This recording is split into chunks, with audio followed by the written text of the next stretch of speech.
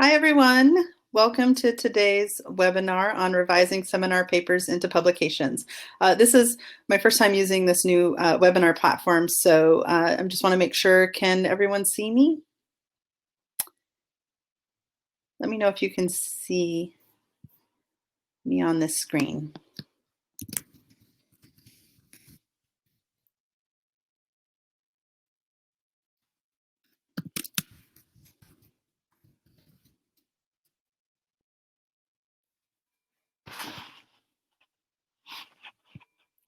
Great. All right. So it looks like I'm here live. So it's great to have you here today, whether you're live or you're watching this on the replay. I'm going to go ahead and start the webinar now. So give me just 1 second here.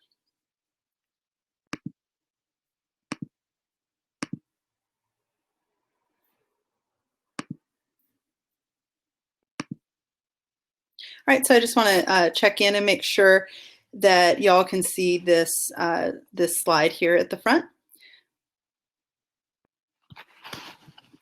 before we get started. Okay, it looks like there's a bit of trouble. 1 second here. Okay, I'm going to try that again. Sorry, this is my first time on this platform, so we're just having a little bit of trouble. So hold on 1 second.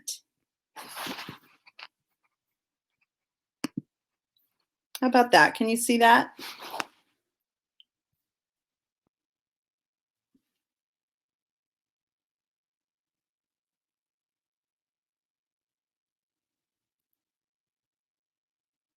Okay, great. So the first screen here says revising seminar papers into publications. And I'm going to go ahead and walk us through this webinar.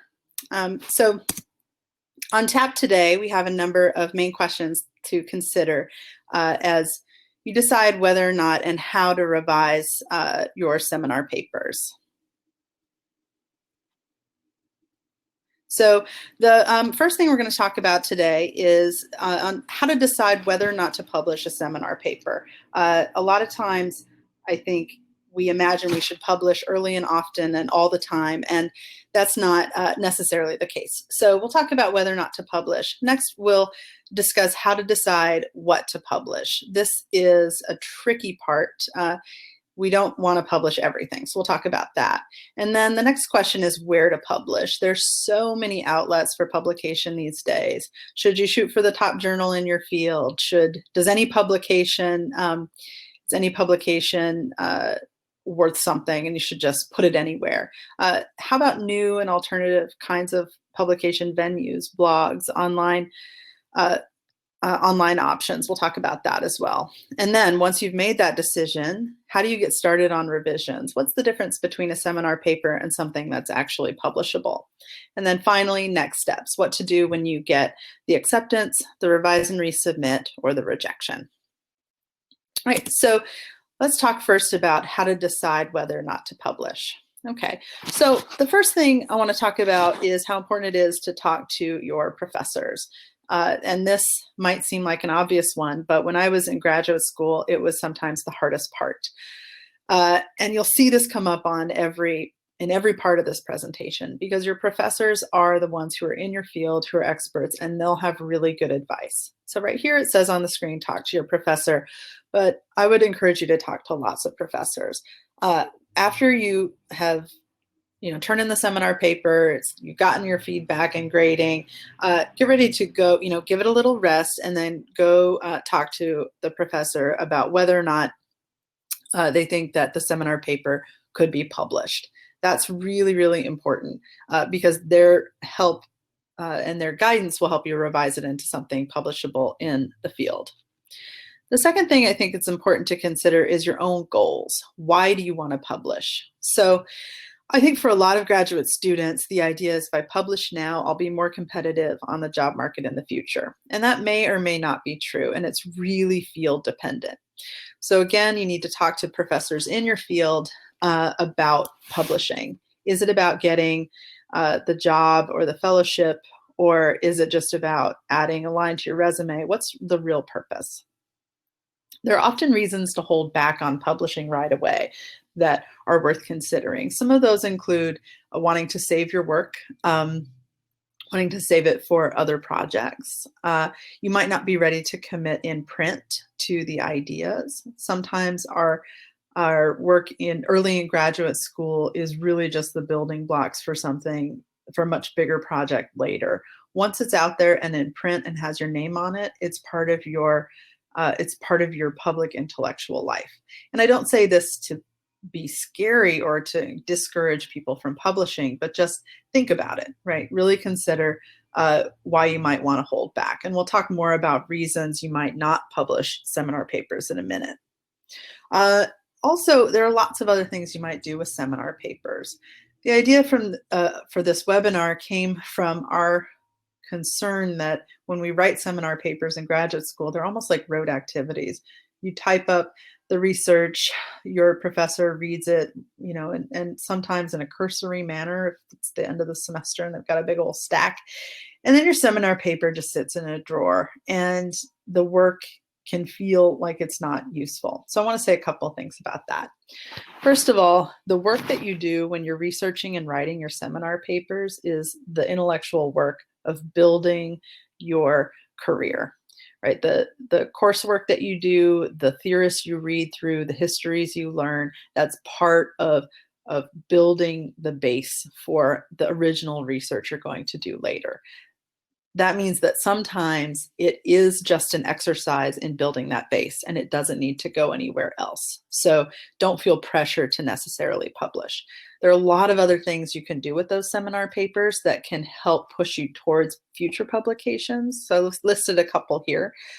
Conference papers and poster sessions are really good outlets for that work. That gives you another chance to rework the seminar paper, often written, in the last couple of weeks of the semester when you've got a lot of other work. So the seminar paper as conference paper can help you try out ideas in a different way. I also urge you to think about those seminar papers as the seeds of dissertation chapters.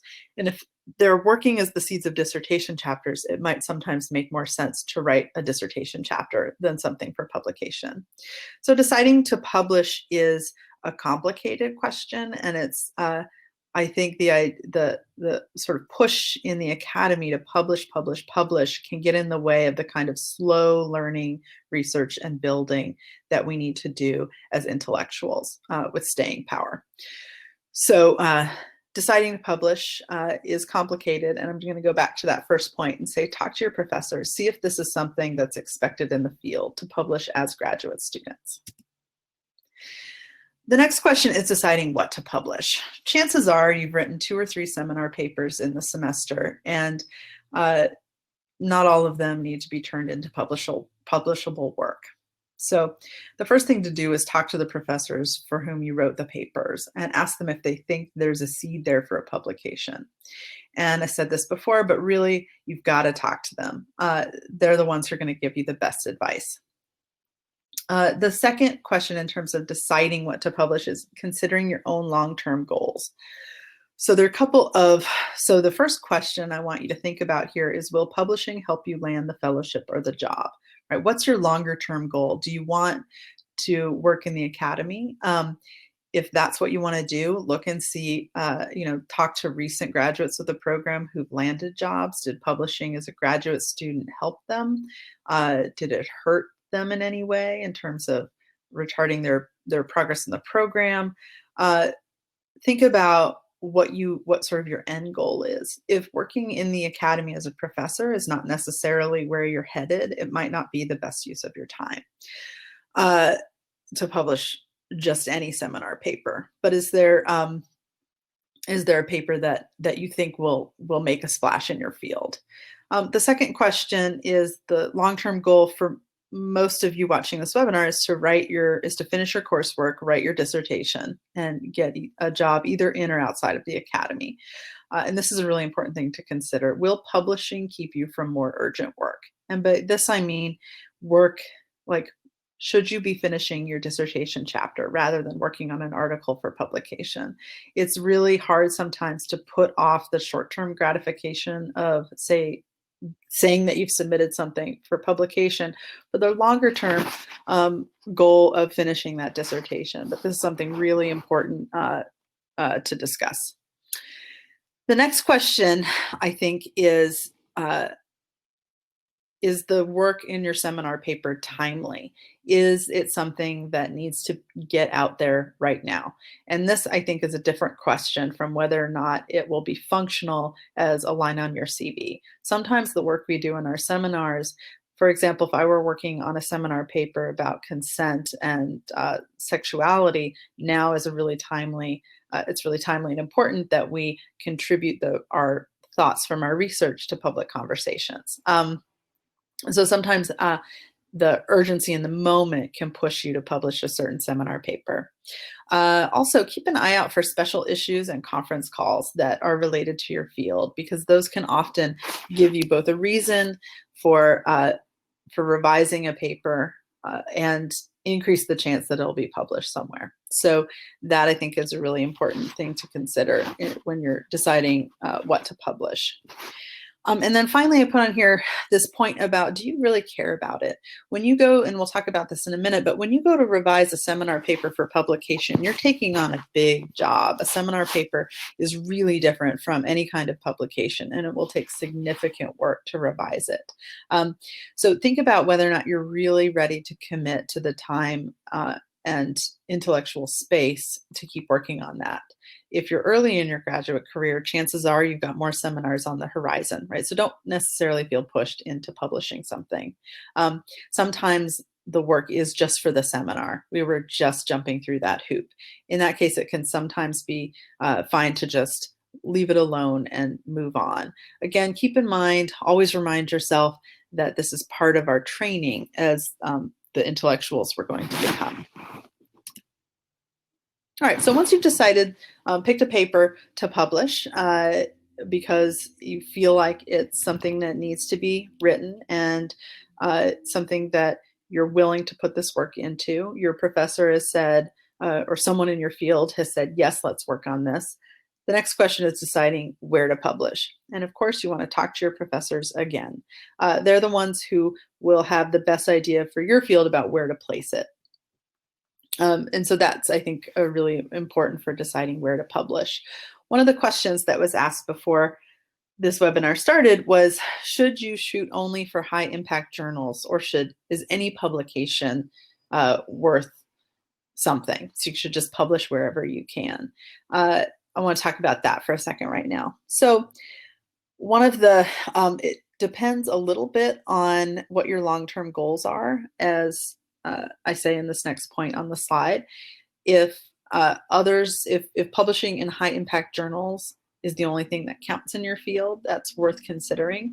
Chances are, though, publications across the spectrum are worth it. There is an issue right now in that a lot of places will encourage you to publish, and they will ask you to pay to publish with them. So if you haven't gotten this email yet, you will soon, from a publisher saying, dear esteemed scholar, we're really interested in your work. Do you have anything you could publish with us? This is, if you're getting that kind of inquiry from someone who's not in your network of contacts, that can be a bad sign, right? It's part of a kind of fishing expedition to get you to pay to publish in a place. And that kind of publishing can actually hurt your career rather than help it. So you don't want to waste your work on something like that. But generally, there's a range of journals that are important in your field, and talking to professors in your precise field will help you make that decision.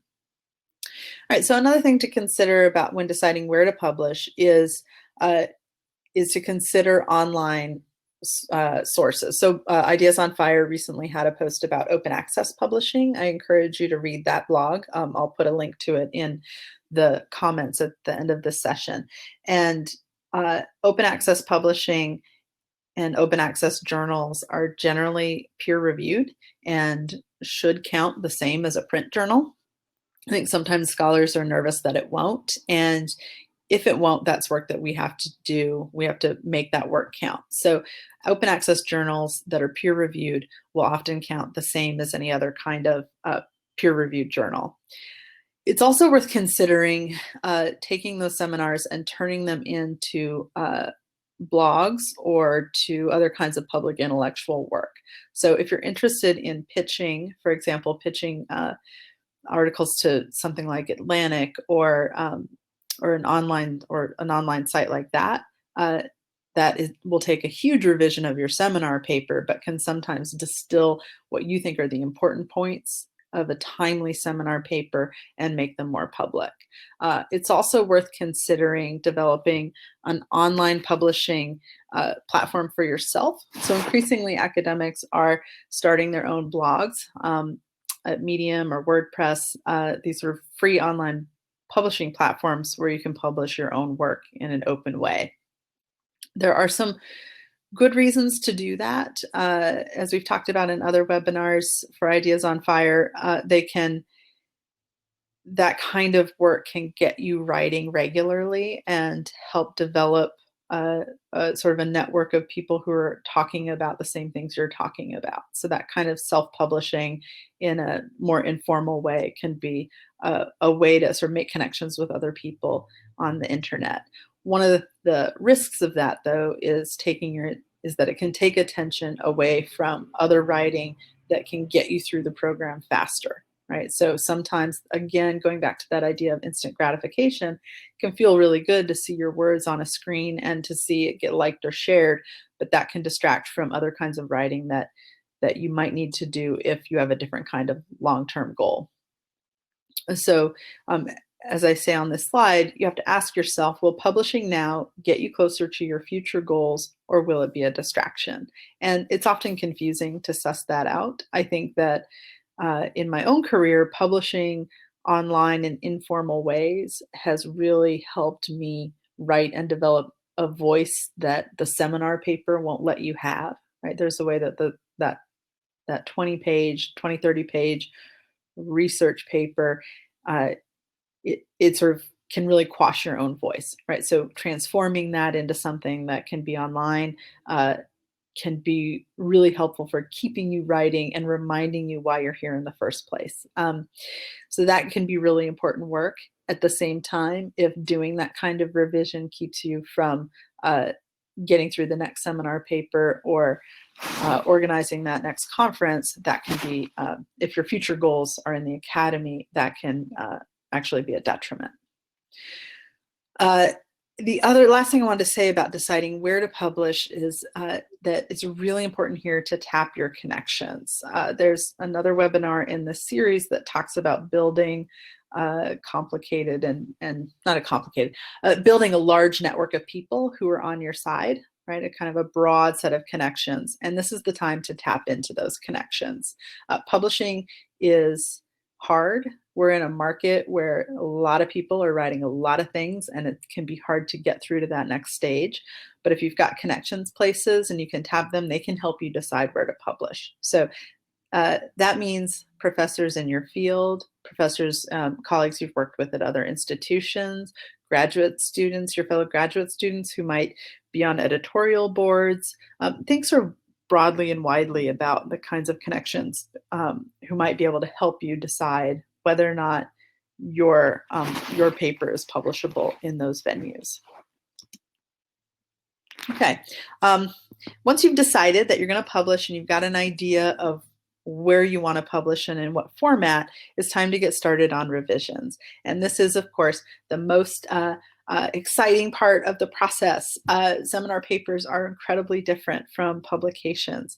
The first thing I want to say here is that you need to talk to your professor. It's the last time I'm going to say this, but the professor for whom you wrote the seminar paper is, I think, the first stop. To take that paper in and say, I want to publish, you've asked, like, interested in publishing this? Do you think it's a good idea? Ask them what kind of revisions they think it might take to revise them, to revise your paper. The next thing I would suggest doing is and you should be doing this anyway, right? But read widely in the places you think you'd like to publish. So read in your field. This will help give you a sense of the style and voice in those places and help you help you write in a style and a way that the readers of that journal and the editor sort of expect. That doesn't mean that there's some cookie cutter way to write, but you'll get a sense of how different an article is from a seminar paper. Uh, the sort of biggest difference, I think, is that the seminar paper tends to be an instrument that proves to the professor and to yourself that you have fully engaged and understood the text that you've read in the course or the text that you've used in your research. So that's really different because for publishing, because a reader outside of that, a reader outside of your seminar doesn't necessarily care about that. I'm remembering papers that I wrote in graduate school that were just a rehearsal of, say, one section of Foucault's Discipline and Punish. Nobody wants to read that. It was really important for me to write it so I could understand those ideas, but that's not a publishable piece of work. So the biggest difference, I think, between a publishable work and a seminar paper is how you frame your argument. Uh, if you spend time reading academic articles, which of course you do, you'll see that they front load the argument, that the lit review is not how we begin those papers. It's not, those publications aren't proving that you read everything for the class, right? So front load your argument in your voice and background the research, I think, are my two biggest tips on revising that seminar paper. And that means that you have to be ready to cut. And this can be incredibly hard as writers because for a lot of us, getting those 20 or 30 pages written was incredibly difficult. We had to set timers, we had to palm, we had to ache over every sentence. And so then to cut it and do a complete revision can be really challenging. But this is one of the, I think, the most important parts of learning to write well, right, is learning to sit down and revise. So you've done this with the seminar paper before you turned it in, but revising for publication gives you a whole different chance to really rework a piece. So as I say here, you have to be prepared to kill your angels. And what I mean by that is you have to be ready to dismantle the theoretical foundation that you thought was so important for the seminar paper if it doesn't work for front loading an argument for a publication. You have to be willing to get rid of whole sections of the paper that you might really think are beautifully written or that you really care about. So that's a really important part of doing those revisions. Don't be afraid to go back to your advisors and your professors and other graduate students to talk about how your revisions are reading, right, and how they're helping. So and what you might need to do differently. All right, so next steps. Once you've decided on the paper and you're ready to you've started the revisions and maybe you've got a new version, your next steps are to try and actually get it published. And this is the trickiest part because, as I said before, the market is really saturated. So it can be difficult to find a place to publish. All right, so the first thing to do is to tap your contacts. A lot of us work with people who are on editorial boards of journals who will have really good advice for how, for what kind of submissions are timely for the journal or likely to be accepted, right? And so a lot of us have those connections and need to ask us. If you're thinking about pitching to more public venues and online journals, it's really important to spend some time looking at that masthead, finding the editors who you think are most likely to respond to your ideas, right, into the kinds of things you're talking about and writing about, and send your pitch directly to them, right? So in each of these cases, if you can ask for introductions, I think that's really important. Your professors and colleagues are all invested in your success, right? And so don't be afraid to ask them to set up introductions with editors or to give you some advice on this. Just really soak it up and use those connections. The next thing you got to do is you've got to send it out. And this can sometimes be the biggest roadblock for publication because we don't want to let it go. there's a real risk, I think, in publishing something because your words are permanent once they're out there, and that is really scary. With the seminar paper, we expect the only people to read it are the people in our writing groups and the professor, but once it's out in the world, that's a whole different thing. So yeah, you've got to actually send it out, which can be actually a really big roadblock. And then you got to be ready to wait. And I think this is true of any kind of application, which is what a publication submission is, or a job application. You've just got to wait. And this gets easier to do the more you do it, right? At some point, sending out a article for publication or sending in a job application just becomes another lottery entry, so another lottery ticket. And it gets easier and easier to not get hung up on what ifs, what ifs. So get ready to wait and to keep waiting. The turnaround times at academic journals can be incredibly long because most of the labor for academic journals is done for free by professors who are on the same work schedule as you are. So if you've worked on a journal, you definitely know this is the case. So you've got to be ready to just wait. If you send it in the beginning of the summer or right after Thanksgiving, you can really expect some good, solid waiting. Pitches to freelance publications can be even longer, and you can expect to even never hear back because a lot of times if people aren't interested in the piece, they'll just never respond. So you've got to be ready to wait. That doesn't mean, though, that you should be afraid to follow up. It can be really, after you've waited about a month, it's completely acceptable and it will not hurt your chances of publication to follow up with the editor and just, send a quick email that says, I've submitted this paper. I was curious if I could get some feedback. Will I be able to see the reader's report? Just something quick like that. It's totally acceptable and expected for you to do that. And then the last thing I'll say about this next steps is get ready for rejection. Like go ahead and be ready to wait and to not hear anything or to hear the big no. That's part of publication. It's just part of the show of our careers. So what do you do if your paper gets accepted? So if your paper gets accepted with minor revisions suggested or none at all, celebrate. That is like a unicorn. It's incredibly rare in academic publishing or any publishing whatsoever. Most of the time, if you get an acceptance, it's going to require a whole lot of new revisions. So if it comes in as an acceptance with minor revisions, you should celebrate. This is great news.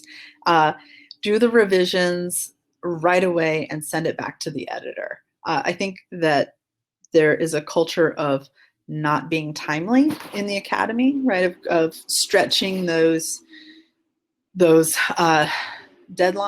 that can be really damaging to our intellectual work. And I would encourage you to be your own kind of unicorn and get that stuff in on time. It can make a really big difference and it can shape your reputation in really important ways. So get those revisions done and move on. If you get a revise and resubmit, which is much more likely, the same thing applies. Timeliness really matters. I think peer review it's a contested process, right? I mean, the idea is that people in your field will review and give feedback and help you write something stronger that moves the field forward, right? Because allegedly we're all on the same team working to move and advance thinking in our fields. That's not always how peer review feels, right? So it can often feel terrible. Peer review can sometimes be a place where other scholars really enjoy showing off how they're correct, right? How they're right and you're wrong, or showing the limitations of your argument.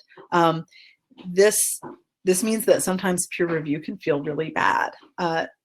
So I encourage you to take a little time and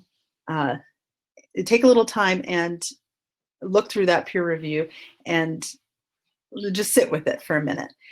Because peer review can also be incredibly helpful if you take it seriously. It can actually make your argument much stronger, even if the way it's delivered isn't very nice. Because peer review is blind, they're not your professors, they don't know you, they're not invested in you personally, so the delivery of peer review can feel really terrible. So my first piece of advice is, if you get revise and resubmit with reviews, is to just feel your feelings for as long as you need to. That's not true. For a day or two, right? You may need to for much longer, but that'll keep you from doing the work of revision and resubmission that gets your paper published in a timely way. There are drawers and drawers across the academy filled with unrevised, revise, and resubmits, and you don't want yours to fall into that hole. So my suggestion is to then treat it as, try to separate yourself from it and treat that revise and resubmit as a sort of an easy set of rules that you're going to follow to get through, right, into the next step. And I've added a link here to a blog post that I think is really helpful in teaching you how to get that revise and resubmit back to the editor. So in this blog post, the author gives you an easy 10-step process that keeps you organized and takes your personal feelings out of the revise and resubmit process. And I think that can be the most important thing. There's a way that we can get in our own way as we take our own words so personally. And my last tip here is to not let it sit too long. Editors value your manuscript, and timely resubmission of that manuscript is essential to move forward in the publication process. The editors, if they're sending you a revise and resubmit, they're telling you, we would really like to publish this. These are really important ideas. We just need you to make some revisions. And if you don't respond or you let it sit too long, you can lose the chance to publish.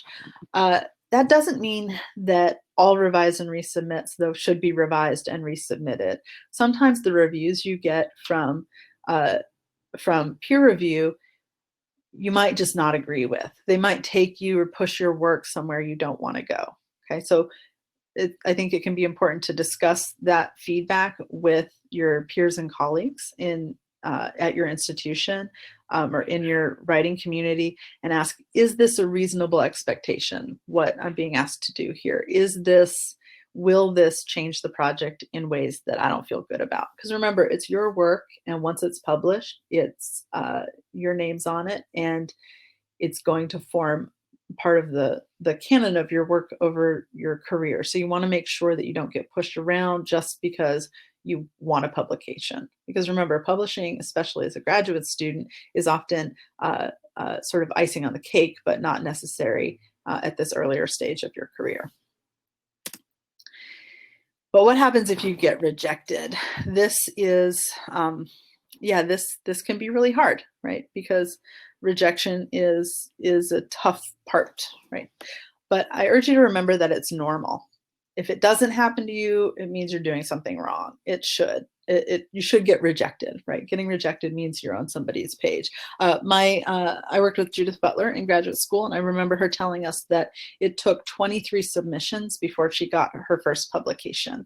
And I remember finding that really heartening, right? Because she publishes easy breezy now, but getting that first publication is really hard, and rejection is a really big part of it. So what do you do when you get that rejection? Take a minute, lick your wounds, you'll move on soon, but it's okay to take some time and feel the feelings that come along with that rejection. Because for a lot of us, our academic work is so tied up in our sense of who we are and how we are important, it can be really hard to deal with this kind of rejection. My advice is to then, though, read the reader's report, if there is one. See what peer review said. There's a really good chance that the journal was just the wrong place to publish it, that they're just not publishing in that, or they're not publishing in your academic or your intellectual area, or they've published something similar recently, and it's just not a good fit. If that's the case, and that's often obvious from peer review, either because it says that it's not a good fit, or you can tell that the reviewers don't get what you're trying to do, find a journal that's a better fit. right? So maybe you sent off to the top journal in your field the first time. Maybe you resubmit it somewhere else that's also in your field, but has a different focus or is maybe not the top journal.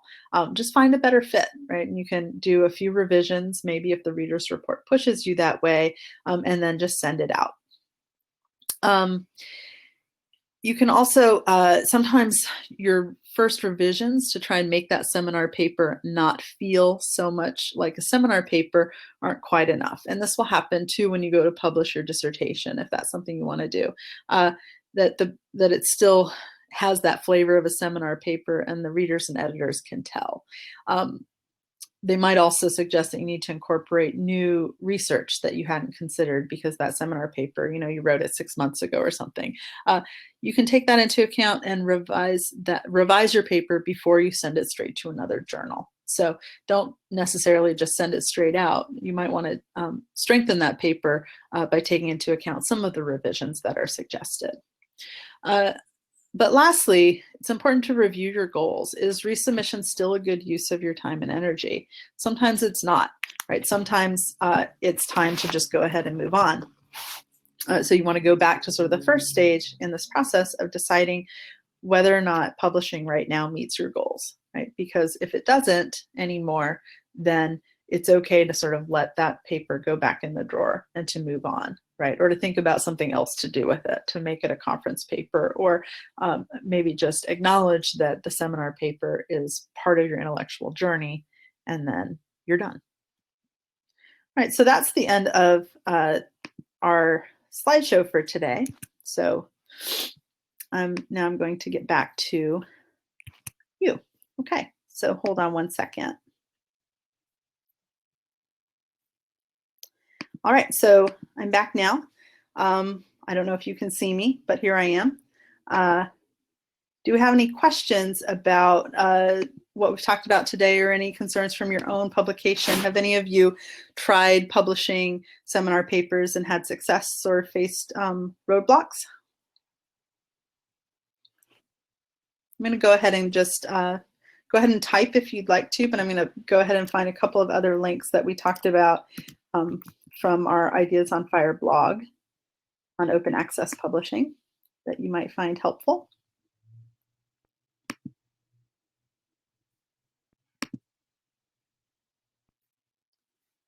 So this blog post that I'm going to put here is about open access publishing to help you think about some of the issues with publishing in those kinds of venues.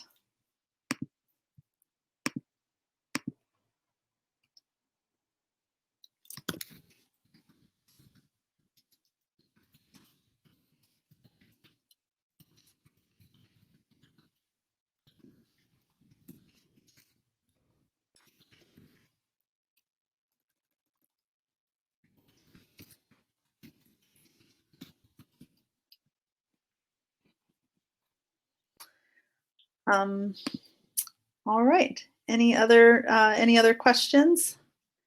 I see Melanie, you are our live viewer today. So if you have anything you'd like to add or any questions, let me know. All right, well, I hope you found this useful. We have some upcoming webinars that I think will build on some of the concepts that we've talked about here. A webinar on publishing your dissertation as a book, even if you're not at that point in your career, could be helpful in thinking about revision. So that webinar is November 14th from 1 to 2 Eastern Standard Time. We also have a webinar just for rock stars coming up on December 7th about dealing with rejection. We touched on that a little bit right here, but that can be really damaging and set up a huge roadblock, right? You get that rejection and then you feel like your work might not be worth it. And that can really keep us from doing our work well. So that's coming up on December 7th. We hope you'll join us. All right. Well, it was nice to have you all here today, and we'll talk to you at our next webinar. Thank you. Bye-bye. Oh, wait. Hi. Oh, hi, Melanie. Laptops are slow. I'm sorry about that. All right, well, enjoy writing and we have office hours today and tomorrow in the Slack group. So if anybody would like to talk more about some of the writing process things we've discussed today, I'd be happy to chat with you all there about that. So have a really wonderful afternoon, and I'll see you in the Slack group. Bye.